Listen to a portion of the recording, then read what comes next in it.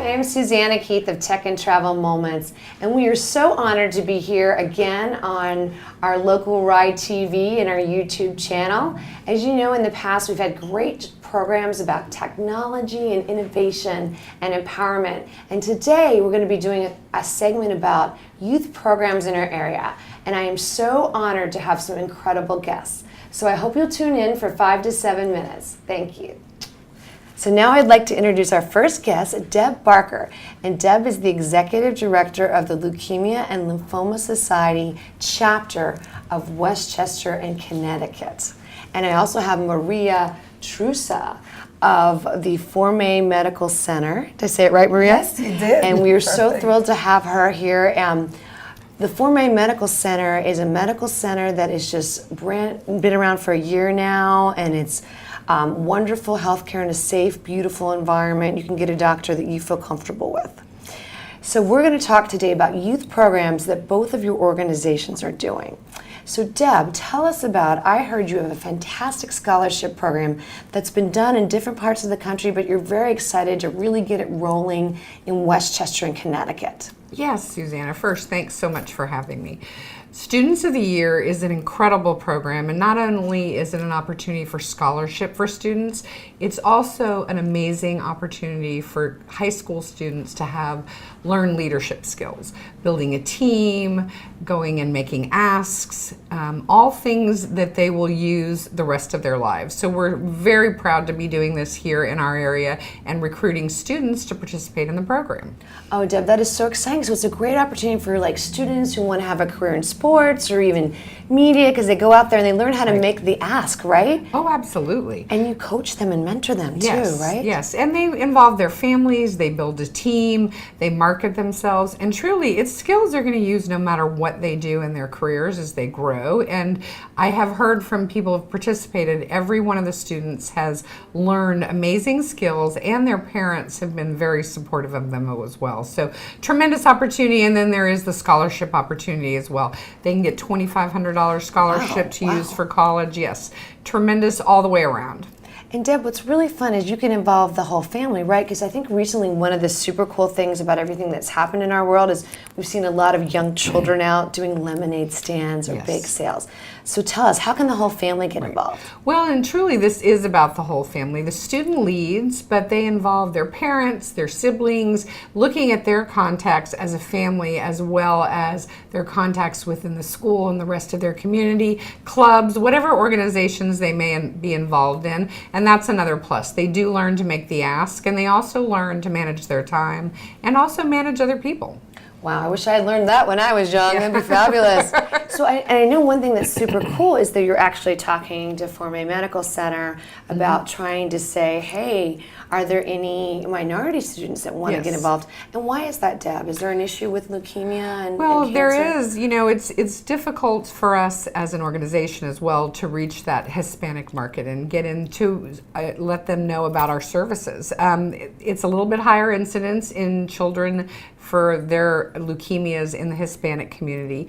And so we're trying to inform as well, and this is a tremendous opportunity just to get the information out there. When someone has a diagnosis, we want them to know about the services we offer so they can come to us and get some information, financial help, a lot of different things that we can help with. Oh, wow. So, Deb, when you say financial information and assistance, let's come back to that in a second. Okay. But, Maria, why don't you tell me about your medical center and why you started it and what your mission is? Thanks so much for having me here as well. I've been in healthcare over 30 years. In 26 of those years, I was blessed enough to work with the affluent community and I was part of building an amazing medical practice for the affluent community, and I realized coming as an immigrant to this country and having this very tight, I've been very close to the Latino culture and never really left it. I realized that the discrepancy in the healthcare system for the underserved community, especially the Latino community, and the affluent community, it was extremely apart. And my passion was to really create a place where the underserved community would get dignified care. in a beautiful setting. The place is beautiful. I wanted to start from the moment they walk in, that the expectations are higher. And that's what we do at Fort May Medical Center.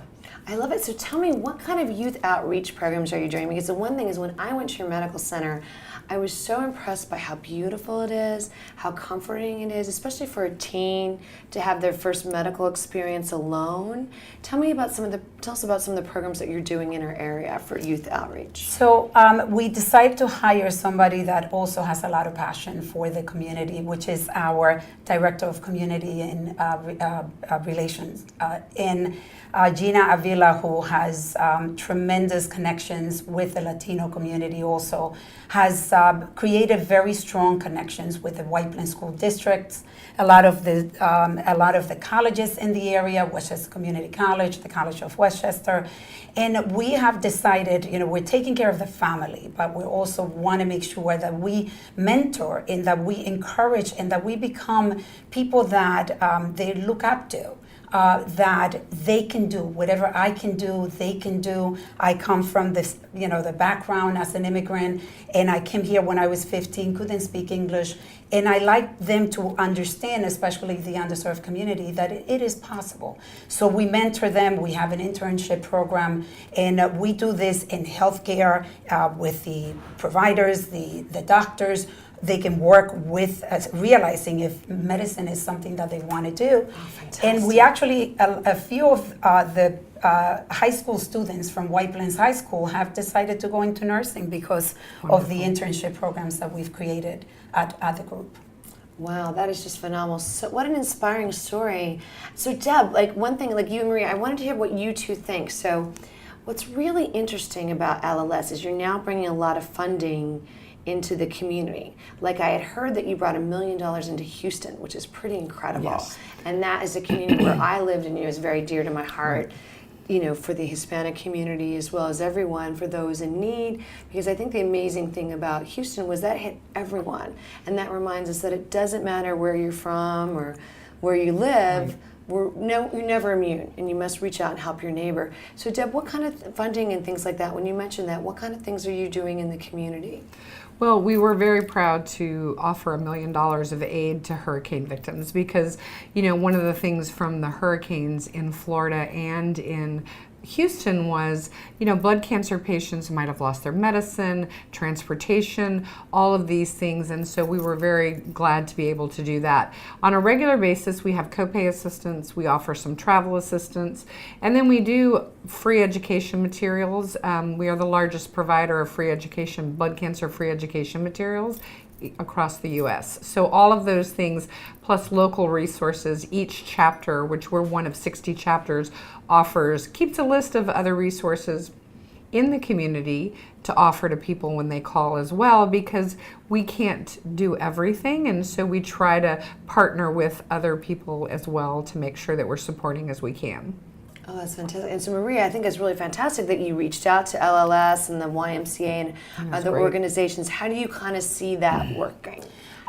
We definitely have to work closely together to reach out to a community. Like you said, it is difficult to reach out to them. We need to educate them. We need to figure out, and that I think is what's making us successful at Fort May Medical Center, because we really understand how our community, how can we communicate with them? What are the challenges? Social media, we're very big into Facebook.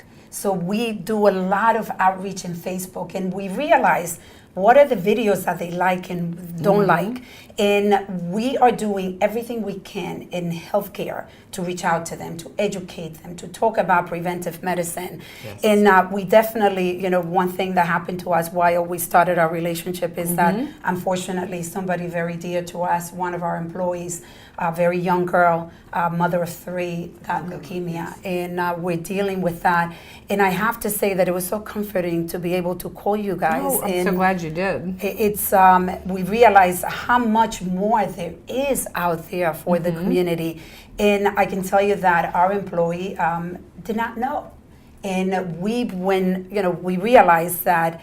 My God, it's such a great relationship, and one that we need to nurture and figure out how to continue to really promote this in the Latino population.